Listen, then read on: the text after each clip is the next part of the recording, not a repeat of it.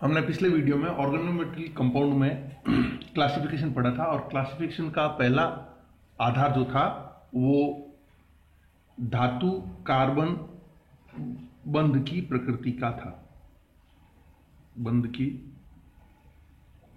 प्रकृति के आधार पर ऑर्गेनोमेटेलिक कंपाउंड्स का वर्गीकरण। इसमें हमने दो पार्ट पहले पढ़ लिए थे, आयनिक ऑर्गेनोमेटेलिक कंपाउंड और दूसरा था सहसंयोजक ऑर्गेनोमेटेलिक कंपाउंड। इसी क्रम में हम तीसरा पार्ट जो बंध की धातु कार्बन बंध की प्रकृति के आधार पर कार्बधातुक यौगिक होते हैं, उसमें तीसरा प्रकार है इलेक्ट्रॉन न्यून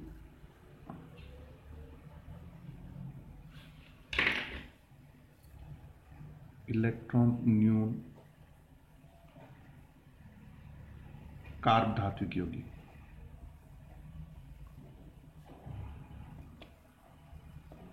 इंग्लिश में कहेंगे इलेक्ट्रॉन डेफिशिएंट ऑर्गेनोमेटेलिक कंपाउंड। क्या है electron deficient organometallic compound? Lithium, Be, magnesium, boron, aluminium, gallium इत्यादि तत्वों की इलेक्ट्रॉनिक संरचनाएं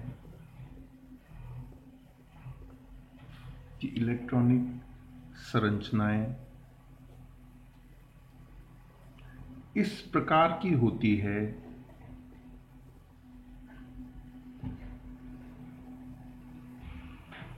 कि इनमें संयोजकता कक्षकों की तुलना में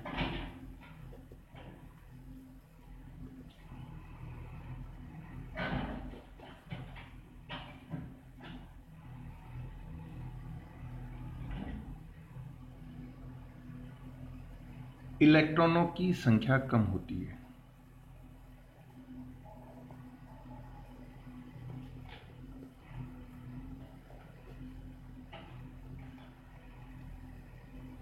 इस स्टेटमेंट का सीधा सा मतलब यह है कि Li, Be, Mg, boron, aluminium, gallium इनके जो कंपाउंड्स होते हैं, जब ये सहसंयोजक बंध बनाते हैं तो बंध में जितने इलेक्ट्रॉन होने चाहिए संयोजकता कक्षकों की तुलना में इलेक्ट्रॉनों की संख्या कम होती है। ठीक है, इसके फलस्वरूप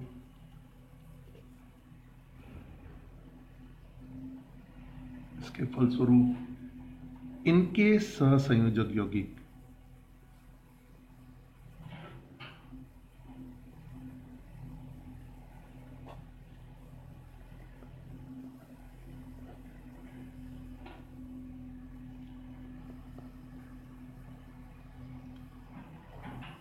सहसंयोजक यौगिकों में तत्वों द्वारा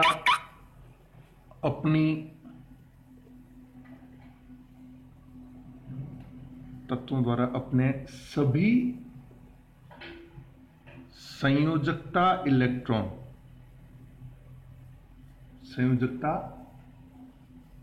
इलेक्ट्रॉनों का उपयोग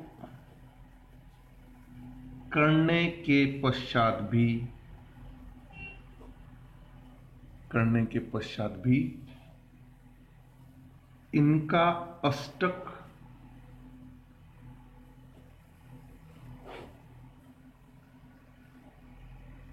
अपूर्ण रहता है, अर्थात पूर्ण नहीं हो पाता।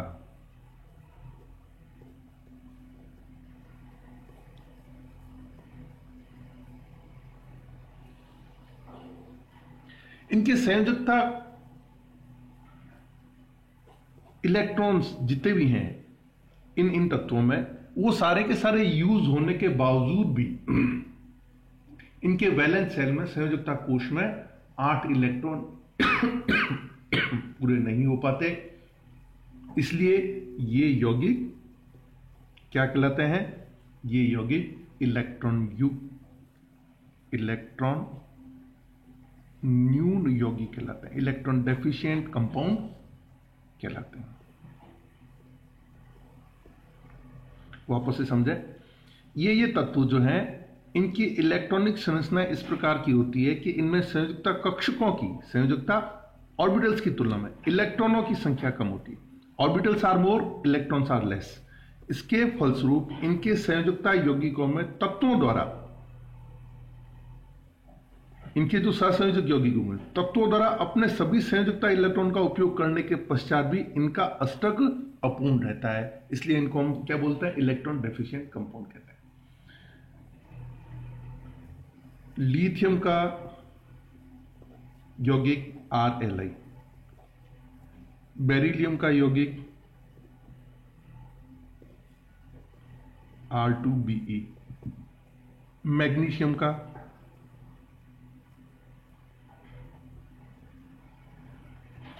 यौगिक R2Mg और एल्यूमिनियम का यौगिक आपके R3L। ये इनके जो ये यौगिक हैं कि कुछ कार्बन धात्विक यौगिक, इनके इन तत्वों के जो मैंने लिखे हैं, इनके कुछ कार्ब धात्विक यौगिक के कुछ कार्ब धात्विक यौगिक कार्बनिक समूह पर, कार्बनिक समूह पर, आगे जो बात है वो बहुत इंपॉर्टेंट है, ध्यान से सुनना और ध्यान से उसको पढ़ना। कार्बनिक समूह पर सेतु की भांति कार्य करने के लिए सेतु की भांति कार्य करने के लिए आवश्यक एकल युग्म लोन पेयर, एकल युग्म की अनुपस्थिति, उपस्थिति नहीं, अनुपस्थिति, एकल युग्म उपस्थित नहीं है, उसकी अनुपस्थिति के बावजूद भी, अनुपस्थिति के उपरांत भी क्या करते हैं? बहुलक होते हैं, बहुलक होते हैं। क्या मतलब इसका? बहुत सिंपल सी बात है कि जो पेयर ऑफ इलेक्ट्रॉन होना चाहिए वो वहां पे नहीं है, बॉन्ड के लिए जो पेयर ऑफ इलेक्ट्रॉन होना चाहिए वो नहीं है, उसके बावजूद भी ये जो यौगिक है ये पॉलीमर्स होते हैं, पॉलीमर बनाते हैं, ठीक है। और उसका मेन जो कॉज है वो इनकी इलेक्ट्रॉन डेफिशिएंसी है।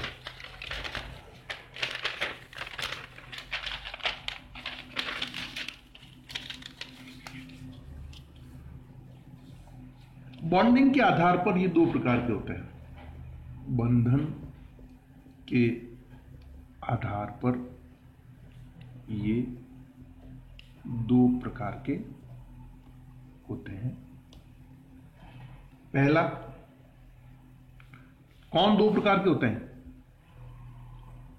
ये जो पॉलीमर्स जो बने हैं ये दो प्रकार के होते हैं। और ये पॉलीमर्स किसके पॉलीमर्स हैं, किसकी वजह से पॉलीमर्स बनते हैं? ये इलेक्ट्रॉन डेफिशिएंसी की वजह से बनते हैं। इनमें बॉन्डिंग के लिए जो पेयर ऑफ इलेक्ट्रॉन होना चाहिए वो नहीं होता, फिर भी बनते हैं। तो ये जो बंधन है ये इसमें किस प्रकार का बंधन है? जबकि पेयर ऑफ इलेक्ट्रॉन लैकिंग है, वहां पे अनुपस्थित है। तो दो प्रकार की बॉन्डिंग इनमें दिखी गई है। नंबर 1, 3 केंद्र 2 इलेक्ट्रॉन बंध।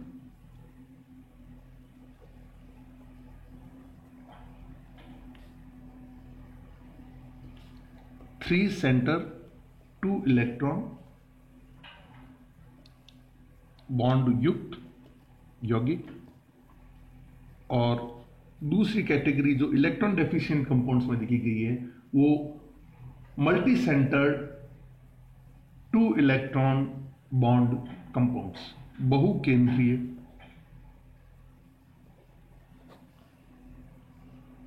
2 इलेक्ट्रॉन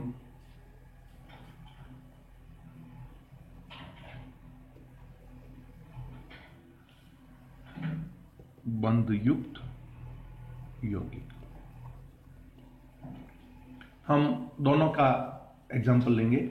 पहले हम देखते हैं 3 सेंटर 2 इलेक्ट्रॉन युक्त यौगिक। So first 3 centre 2 electron compounds. 3 centre 2 electron बंध युक्त यौगिक, पूरा मैंने वापस नहीं लिखा है, शॉर्ट में लिखा है 3 सेंटर। इसमें देखिए आप कि बेरिलियम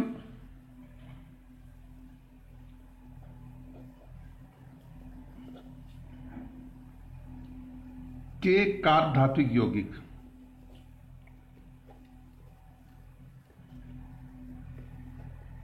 ये तो होंगे बहुलक पॉलीमर, और एल्यूमिनियम के जो कार्बधात्विक यौगिक हैं वो होंगे द्विलक। ये तो है पॉलीमर, बेरिलियम के तो पॉलीमर होंगे, और एल्यूमिनियम के जो होंगे वो द्विलक होंगे। कैसे? देखो, ये आपके एल्यूमिनियम CH3 CH3 CH3, ये ब्रिज बॉन्ड हो गया, ये एल्यूमिनियम, ये CH3, ये CH3, ये CH3, कुल जो कंपाउंड होगा वो होगा आपके Al2CH3 whole 6। This is your dimer, जिसको द्विलक बोलते हैं।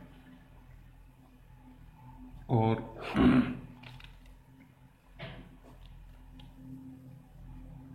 जो बेरिलियम के कंपाउंड होंगे वो होंगे पॉलीमर। इसमें ये 2 फ्री वैलेंसी रह गई, यहां से मैथिल ग्रुप जुड़ सकते हैं, ये बेरिलियम, ये मैथिल ग्रुप,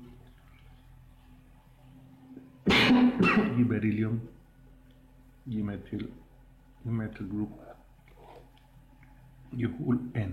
इसको हम इस तरह से भी व्यक्त करते हैं BeCH3 whole twice whole N। ये यहां पे जुड़ती चली जाएगी, ये श्रृंखला जुड़ती चली जाएगी, चेन लंबी होती जाएगी। ठीक है, अब इनमें फर्क क्या है? फर्क इनमें बहुत ज्यादा नहीं है। मैथिल बेरिलियम बहुलक है ना, जिसको आपने अभी ये ऊपर लिखा हुआ मैथिल बेरिलियम बहुलक की संरचना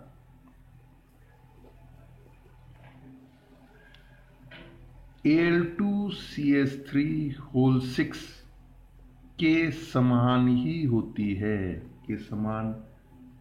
होती है, जिनमें या जिसमें सेतु CH3 समूह विकेंद्रित बंध से जुड़ा होता है। ये इंपॉर्टेंट बात है,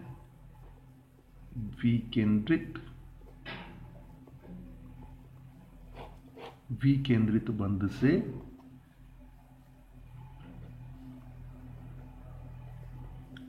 जुड़ा होता है। सो this is third type of organometallic compound according to classification based on metal carbon bond।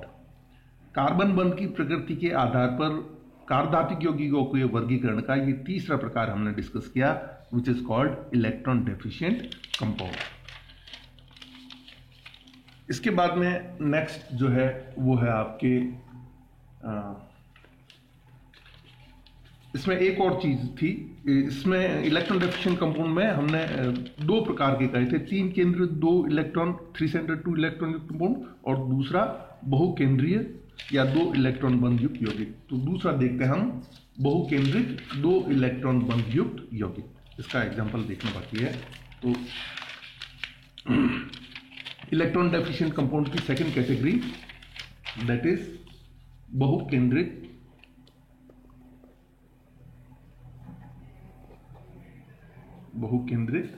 दो electron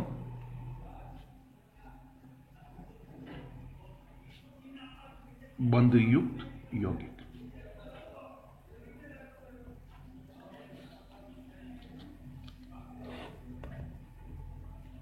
multi centre two electron bond, Maithil lithium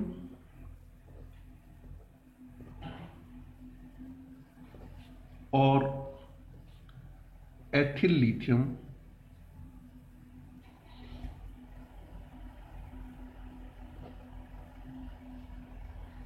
इसके उदाहरण है। दोनों यौगिक टेट्रामर, बहुकेंद्रित, टेट्रामर यानी कि चतुर्लक, हिंदी में बोलते हैं चतुर्लक,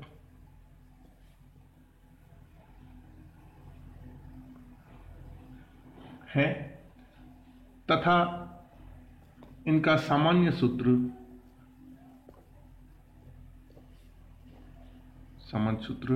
R4Li से प्रदर्शित करते हैं।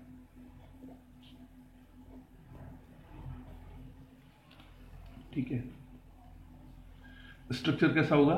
स्ट्रक्चर होगा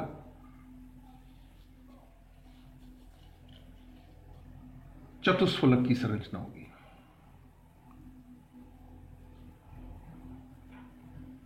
ये लिथियम 1, ये लिथियम 2, ये लिथियम 3 और ये लिथियम 4।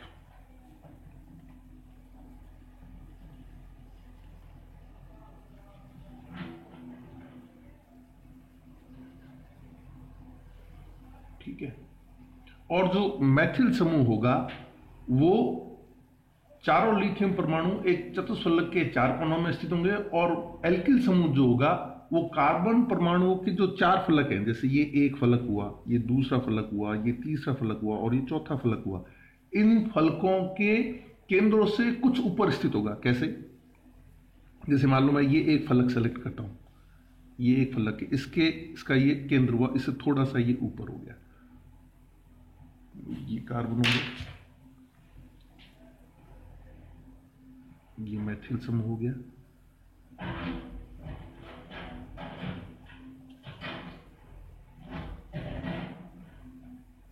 ये आपके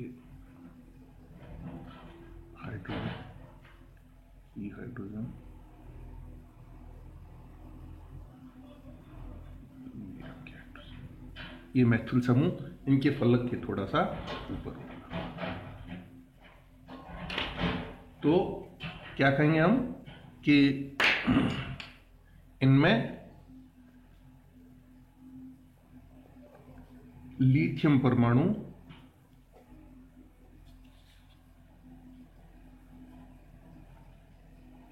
एवं एल्किल समूहों के बीच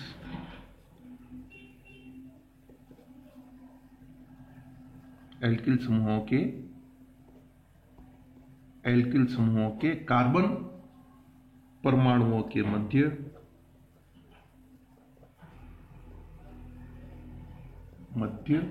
साधारण बंध नहीं होता, साधारण बंध नहीं होता। ये लिथियम और कार्बन के बीच में जो बॉन्ड है ये multi centre two electron bond है। This is multi centre and two electron bond है। चारों लिथियम परमाणु एक चतुष्फलक के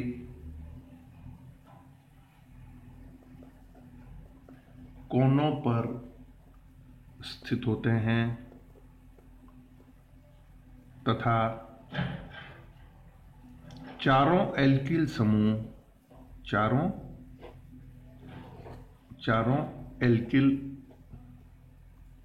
समूह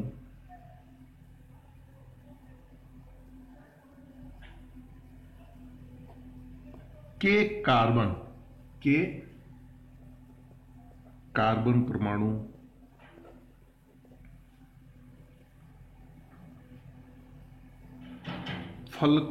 जो चार फलक है, चारों फलकों के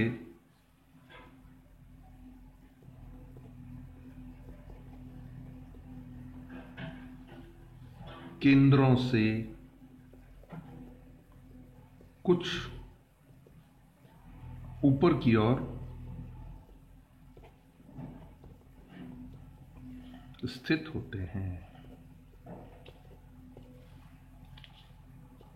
सो this is multi centre 2 electron bond युक्त organometallic compound. So this is the third type of organometallic compound based on classification of first type, which is metal carbon bond nature।